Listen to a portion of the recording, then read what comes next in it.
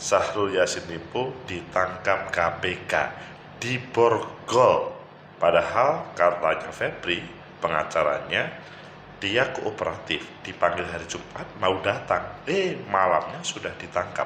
Apakah ini pertanda ada korupsi baru yang dilakukan oleh Syahrul Yassin Limpo, atau ya ini mumpung ada di Jakarta? Bagaimana menurut kalian? Menurut analisis saya,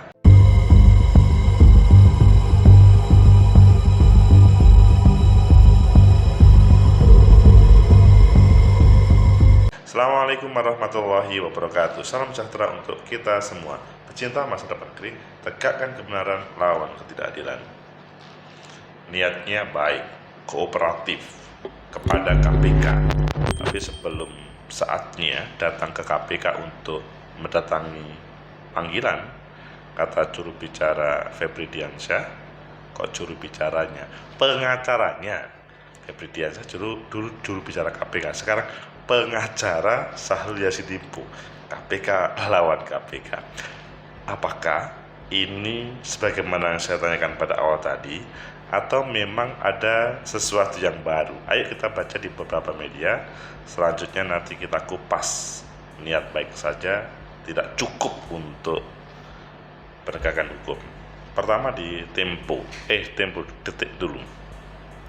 Syahrul Yassin Limpo ditangkap, Febri Diansyah merapat ke KPK malam ini. Selanjutnya di Tempo, KPK tangkap Syahrul Yassin Limpo dengan tangkan borgol. Dan yang ada di Kompas, upeti yang diterima Syahrul Yassin Limpo diduga sampai 156 juta per bulan. Oh, banyak nggak ya ini? Yang pasti itu yang diduga oleh KPK. Kita pilih yang di Tempo, meskipun kita tambahkan yang lain. KPK tangkap Syahrul Yassin Limpo dengan tangan di borgol. Tempo.go Jakarta, Komisi Pemberantasan Korupsi KPK menangkap ex-Menteri Pertahanan Syahrul Yassin Limpo. Penangkapan dilakukan di sebuah apartemen di Jakarta Selatan sekitar pukul 19.00 waktu Indonesia Barat, Kamis 12 Oktober. Saat tiba di KPK, tangan Syahrul Yassin Limpo diborgol dan menaiki tangga menuju ruang penyidikan. Syahrul Yassin Limpo mengenakan topi dan kemeja putih dibalut jaket didampingi 5 orang lainnya menaiki tangga. Namun hingga saat ini juru bicara KPK Ali Fikri belum memberikan komentar perihal penangkapan Syahrul Yassin Limpo.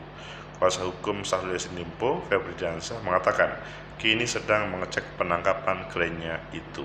Kami sedang cek ke gedung KPK sekarang, kata Febri Diansyah saat dikonfirmasi pada Kamis 12 Oktober. Tim KPK memantau pergerakan Syahrul Yassin Limpo sejak siang tadi. Politikus Nasdem itu sempat terdeteksi di sekitaran VC Law Firm, kantor pengacaranya, yang memang katanya si pengacara akan mendatangi kantor KPK besok sebagaimana panggilannya, bukan kemudian akan menjauh, kata Febri Diansyah. Sebelumnya Febri Diansyah mengatakan kliennya telah mendapatkan konfirmasi pemeriksaan oleh penyidik KPK dan dijadwalkan pada Jumat 13 Oktober siang.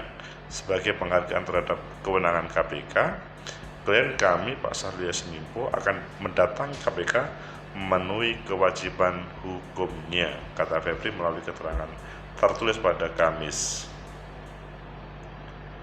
Ini pada saat ini sedang pemeriksaan, dan Febri Diansyah juga segera merapat KPK, dan saat ini sampai detik ini malam Jumat, itu sedang proses pemeriksaan. Pecinta masa depan negeri, tegakkan kebenaran, lawan ketidakadilan. Itu yang disampaikan oleh Febri Diansyah, bahwa besok Jumat sesuai dengan panggilan KPK akan datang, tapi sebelumnya sudah ditangkap. Bagaimana menurut kalian? Apakah ini ketidakkonsistenan KPK atau memang ada temuan lain? Menurut analisis saya, pertama, bahwa KPK harus konsisten dalam proses penegakan hukum supaya ini berlaku untuk semuanya. Tidak ada diskriminasi dalam penegakan hukum. Kalau misalkan undangan itu adalah dilaksanakan hari Jumat, ya hari Jumat itu harusnya memprosesnya. Kalau menurut saya, kalau alasannya karena kebetulan Syahrul Yassin Limpo di Jakarta kemudian ditangkap, menurut saya memang kurang adil ya. Lebih baik prosesnya tetap sebagaimana undangan, yaitu pada hari Jumat. Jadi tidak menjadikan orang-orang yang berperkara di KPK atau tentunya di penegakan hukum yang lainnya itu selanjutnya malahan sembunyi ataupun lari. Niat baik dari seorang yang tersangka itu harus kita hormati, dan semuanya memang harus berdasarkan azas praduga tak bersalah. Apalagi kalau kita ngomong Indonesia itu kan sangat luas. Kalau Singapura kan sangat kecil. Indonesia itu sangat luas. Seperti Syahrul Yassin Limpo itu kan posisinya tidak di Jakarta. Maksudnya aslinya bukan orang Jakarta. Sehingga prosesnya ketika sudah di Jakarta bukan berarti kemudian mumpung.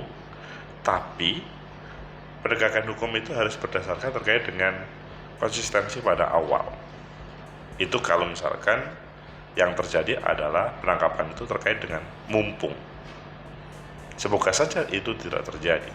Kemudian yang kedua, niatan untuk mendatangi KPK itu perlu diapresiasi ya.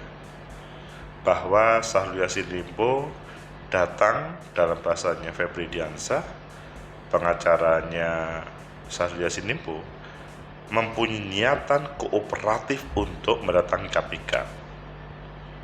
Jangan sampai ini dibawa ke tema yang politis, tapi bahwa penghormatan untuk hadir, apalagi dijaminkan oleh pengacaranya, itu adalah hal yang benar. Jadi tidak ada misalkan salah tangkap atau tangkap duluan ataupun yang lainnya. Berikan kesempatan hak masing-masing yang berperkara supaya tidak ada problem hukum pada nantinya.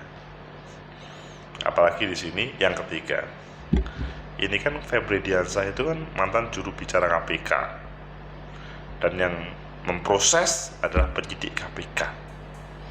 Ini kan jeruk makan jeruk.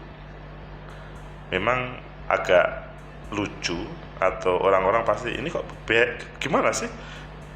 Mas Febri dulu kan juru bicara KPK, yang di situ adalah tampil terdepan dan selalu menyampaikan keputusan pimpinan terkait dengan siapa yang tersangka, siapa yang keputusan bla bla bla bla bla. Tapi pada kesempatan ini sangat membela terhadap kliennya. Ya memang bekerja itu harus profesional. Profesional itu mendasarkan pada apa yang dihadapinya. Ya kalau pada kesempatan ini Febri Diansah itu adalah pengacara dari Syahrul Yassin Limpo, ya profesional Syahrul Yassin Limpo.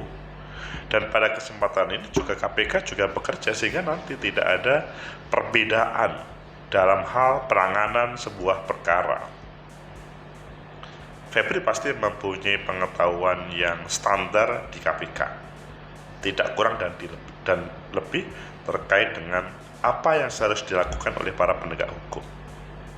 Sehingga ketika dirinya Febri ada sebagai pengacaranya Syahrul Yassin Limpo, maka dia akan bekerja secara profesional. Kalau tidak, maka dia juga kena ancaman pasal-pasal yang ada hubungannya dengan profesi sebagai pengacara atau advokat. Sebaliknya, teman-teman KPK juga harus profesional. Jadi di sini sebetulnya bukan masalah pegawai KPK atau bukan, tapi dalam penegakan hukum itu harus profesional sehingga tidak ada cara pandang yang berbeda terhadap sebuah penanganan perkara. Pecinta masyarakat negeri, tegakkan kebenaran lawan ketidakadilan. Siapapun saya, kalian pasti sangat setuju penegakan hukum itu harus dilaksanakan, termasuk terhadap ketua KPK kalau memang itu terjadi sebagaimana pemberitaan-pemberitaan sebelumnya. Begitu juga Syahrul Yassin Limpo kalau misalkan ini terjadi. Karena memang dalam proses pengelolaan negara kita itu berpotensi untuk melakukan penyelewengan siapapun itu, besar ataupun kecil. Hanya masalahnya ada yang ditangkap dan ada yang tidak. Nah, yang ditangkap ini seharusnya dalam penegakan hukum ya memang berdasarkan pada acara yang ada di KPK itu. Dan semua pasti setuju, siapa yang melawan penegakan hukum harus kita lawan bersama-sama. Semoga tidak ada diskriminasi dalam proses penegakan hukum Syahrul Yassin Limpo, dan segera akan ada sebuah informasi yang benar. Jangan sampai ini adalah menjadi tema politik, karena menghadapi 2024, apalagi kebetulan Partai Nasdem itu pada kesempatan ini semacam menjadi bulan-bulanan. Sesudah Johnny G. Plate, Syahrul Yassin Limpo, sebelumnya Partai Nasdem memutuskan untuk berbeda dengan keputusan sebelumnya 2014 ataupun 2019. Ini sepertinya kok menjadi tahanan politik atau tahanan pidana dalam proses penegakan hukum di kita. Yang seharusnya kalau memang ada yang bermasalah, siapapun itu, tidak harus menunggu dia berbeda arah politik, tetapi kalau memang dia bermasalah ya harus ditegakkan.